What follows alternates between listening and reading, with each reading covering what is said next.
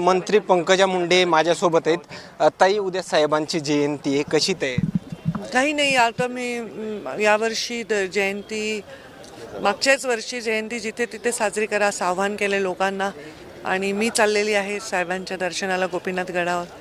जे आमच्या नेहमीप्रमाणे लोक येणार आहेत. काही लोकांना मी परवानगी दिल्यामुळे प्रत्येकाने आपापल्या गावामध्ये शहरामध्ये मोठे मोठे कार्यक्रम ठेवलेले आहेत आणि मी समाधीच्या दर्शनाला जात आहे.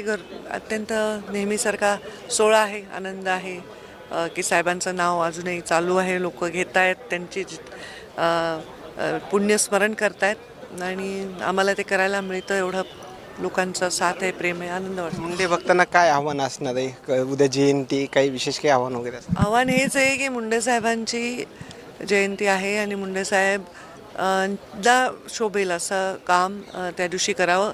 जयंती साजरी करायची म्हणजे काय करायचं तर कुठलं